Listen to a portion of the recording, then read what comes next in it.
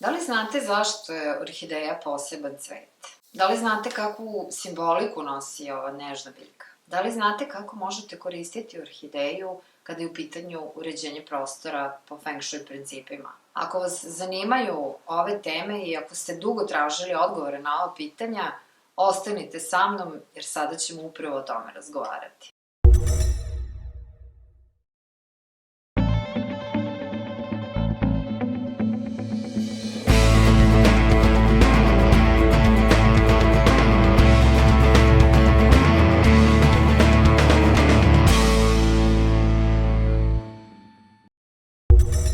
Za one koji ne znaju, ja sam Jelena Dejanovska, doktor umetnosti, energetičar, badze konsultant, feng shui praktičar i pre svega metafizičar. Biljke generalno predstavljaju elemente drveta i uvek nose tu neku vibrantnu energiju, podižu zapravo energiju u prostoru i omiljene su kada je u pitanju dekoracija. Ako ste u situaciji da je potrebno da odlučite koju biste biljku postavili u svoje okruženje, u svoj dom, pa vam se sviđa jedna, pa vam se sviđa druga biljka i tako dalje, verujte mi, orhideja će uvek biti optimalno rešenje. Ima više razloga za to. Pođemo najpre od simbolike.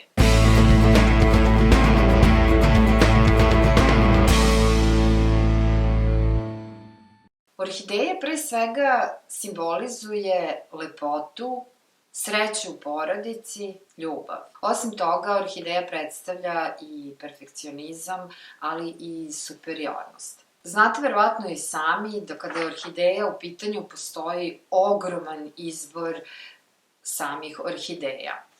Pođete samo od boje. Ljubičaste, roze, bele, žute, oranž, šarene, ovakve, onakve. Naprosto ne znate koju biste možda pre odebrali.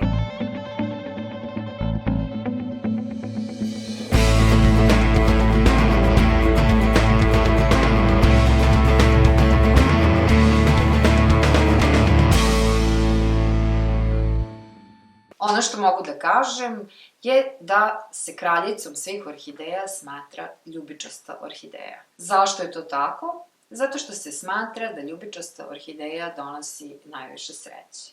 Međutim, verujte mi, koju god orhideju da odaberete, i simbolički i energetski odradit će posao.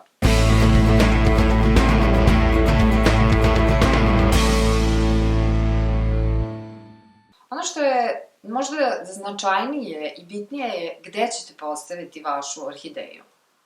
Sigurno ste čuli da cveće nije poželjno držati u spavaćoj sobi. Međutim, kada je orhideja u pitanju, to ne važi. Zašto to ne važi? Iz prostog razloga što orhideja, kao još samo nekolicina biljaka, ima tu osobinu da noću emituje kiseonik, a ne ugljen dioksid. Na taj način, orhideja zapravo osvežava prostor u kome spavamo.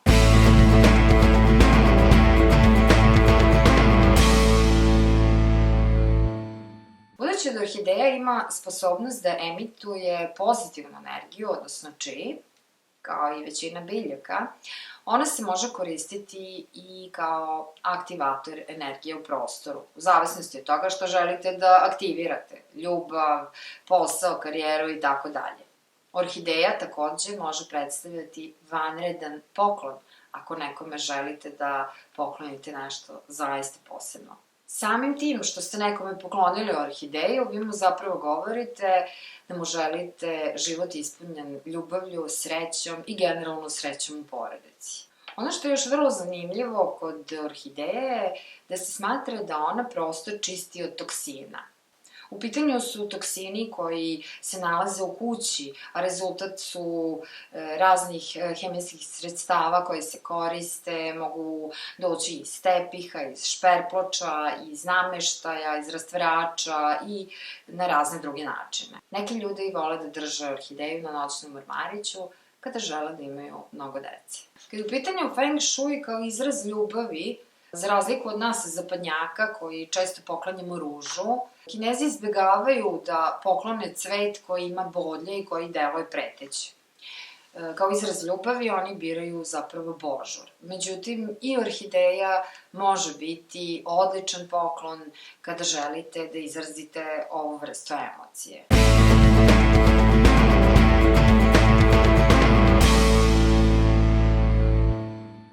Sama orhideja zapravo nije teška za održavanje. I ja sam imala mišljenje da je zahtevna, da neću uspeti, čak prvih nekoliko orhideja nisu uspele da opstanu, međutim onda sam otkrila da svaka orhideja zapravo sa sobom ima uputstvo za negu i sada ću vam pokazati kako to izgleda. Evo, kod ove moje orhideje imate ovako zaboden jedan kartončić na kom je sve lepo objašnjeno.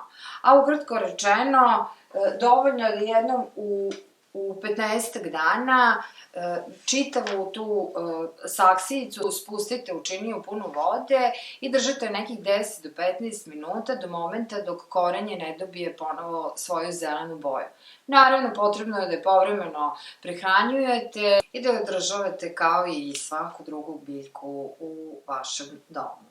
Nadam se da vam je ovaj video bio koristan i veoma bih volela da u komentarima postavite vaše orhideje, da napišete vaše iskustva i da primenite ove savete koje ste danas čuli od mene. Ukoliko vam se dopao ovaj video, kliknite subscribe ili prijavite se Dumence kako biste i u buduće bili prvi obavešteni kada budem postavila novi video. Vidimo se u sledećem videu.